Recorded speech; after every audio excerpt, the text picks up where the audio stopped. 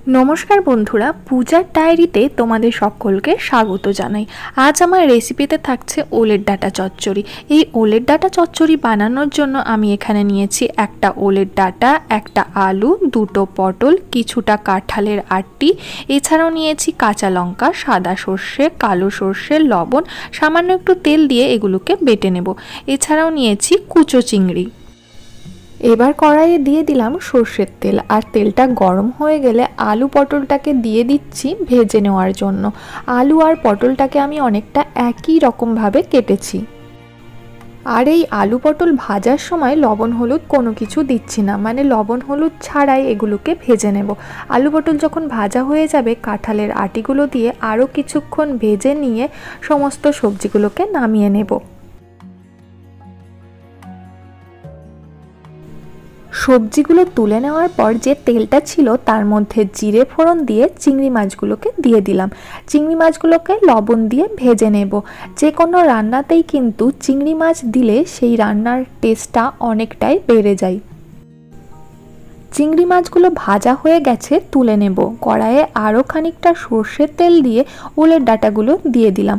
ওলের ডাঁটার খোসা ছাড়িয়ে সরু সরু করে কেটে ধুয়ে নিয়েছি। অনেকেই ওলের ডাঁটাটাকে একটু ভাপিয়ে নেয়, তবে আমি না ভাপিয়েই রান্নাটা করি। আসলে যে যেরকমভাবে রান্না করতে পছন্দ করে। এবার ভেজে রাখা চিংড়ি মাছ, কাঁঠালের আটি, আলু আর পটলটাকে দিয়ে দিলাম। পরিমাণ মতো লবণ হলুদ দিয়ে দিচ্ছি। চিংড়ি মাছের পরিবর্তে এই রান্নাতে যদি দুকোয়া রসুন বেটে দেওয়া যায় তাহলেও কিন্তু এই ওলের ডাঁটা চচ্চড়িটা খেতে বেশ ভালো লাগে। সব কিছুকে একবার খুব ভালোভাবে মিশিয়ে এটাকে ঢেকে রান্না হতে দেব মিডিয়াম আঁচে। কিছুক্ষণ রান্না করে নেওয়ার পর ঢাকনাটা খুলে সব কিছুকে একবার ভালোভাবে নেড়ে দিলাম, নইলে পুড়ে যেতে পারে। এবার এর মধ্যে দিয়ে দিলাম জিরের গুঁড়ো।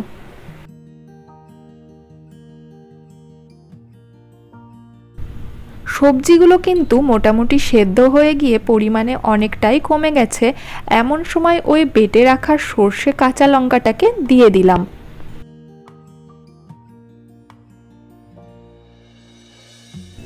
মশলার বাটি ধুয়ে অল্প একটু জলও দিয়ে দিচ্ছি। এছাড়া আর কোনো এক্সট্রা জল কিন্তু এতে ব্যবহার করব না। এছাড়াও দিচ্ছি চিনি। কিছু কিছু রান্নাতে একটু মিষ্টি হলে কিন্তু খেতে বেশ ভালো লাগে।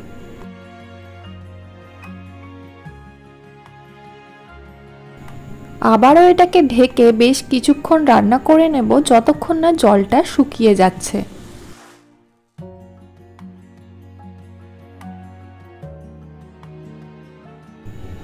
পুরো জলটা প্রায় শুকিয়ে এসছে, হালকা একটু জল জল আছে, সেটাও এইভাবে নাড়াচাড়া করতে করতে আরও কিছুক্ষণ রান্না করে নিলেই শুকিয়ে যাবে।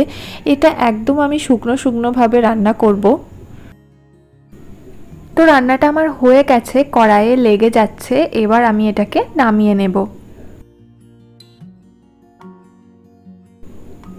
এইভাবে ওলের ডাঁটা চচ্চড়ি বানালে কিন্তু গরম ভাতের সাথে খেতে খুবই ভালো লাগে। আমার তো ভীষণ পছন্দের একটা খাবার এটা। তোমরাও বাড়িতে একবার বানিয়ে ট্রাই করে দেখতে পারো। সবাই খুব ভালো থেকো, সুস্থ থেকো। দেখা হবে আবারও অন্য কোনো ভিডিওতে। টাটা।